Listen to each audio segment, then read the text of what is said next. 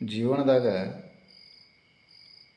ಒಂದನೇ ಸಲ ಮೊದಲನೇ ಸಲ ತಪ್ಪು ಮಾಡಿದಂಥ ವ್ಯಕ್ತಿ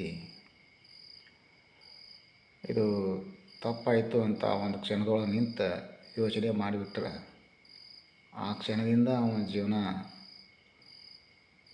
ಉದ್ಧಾರ ಆಗಕ್ಕೆ ಶುರು ಮಾಡ್ತೈತಿ. ಆದ್ರೆ ಭಾಳ ಮಂದಿ ಈ ಕೆಲಸ ಮಾಡೋದಿಲ್ಲ. ಅವರು ತಮ್ಮ ಮುಂದಿದ್ದ ಎರಡು ತಪ್ಪು ಮಾಡಿದೆ ಅವ್ರನ್ನ ನೋಡ್ತಾರೆ. ನಾ ಒಂದು ಮಾಡಿದ್ದೀನಿ, ಅವ ಎರಡು ಮಾಡಿದಾನ, ಅವನ ಆರಾಮದ, ನನಗೇನು ಬಿಡು. ಈ ರೀತಿ ಅವ ಎರಡು ತಪ್ಪು ಮಾಡಿದೆ, ಅವ 4 ತಪ್ಪು ಮಾಡಿದೆವು ನೋಡ್ತಾನೆ.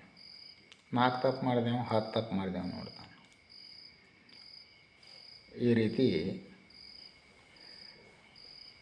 ತಮ್ಮ ತಪ್ಪನ್ನು ಮುಚ್ಕೊಳ್ಳೋಕೆ ಬೇರೆಯವ್ರ ತಪ್ಪನ್ನು ಹೈಲೈಟ್ ಮಾಡುವಂಥದ್ದು. ಮತ್ತು ಇನ್ನೊಂದು, ಗೊತ್ತಿಲ್ಲದೆ ಮಾಡಿದರೆ ಅದು ತಪ್ಪಂತ ಭಗವಂತ ಅದನ್ನು ಪರಿಗಣಿಸ್ಬೋದು, ಅದಕ್ಕೆ ಕ್ಷಮೆನೂ ಸಿಗ್ತೈತಿ. ಆದರೆ ಗೊತ್ತಿದ್ದು ಮಾಡಿದರೆ ಅದು ತಪ್ಪಂತ ಅನಿಸೋದಿಲ್ಲ, ಅದು ಪಾಪಕತೆ.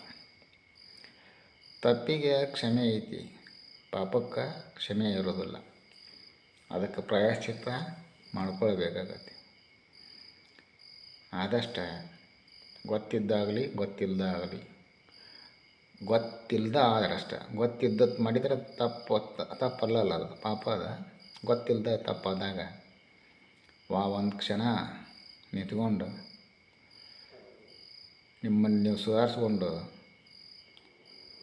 ಜೀವನನ ಮತ್ತು ಒಂದು ಒಳ್ಳೆಯ ದಾರಿ ಕಡೆ ತರೋ ಕಡೆ ಗಮನ ಕೊಡೋದು ಉತ್ತಮ.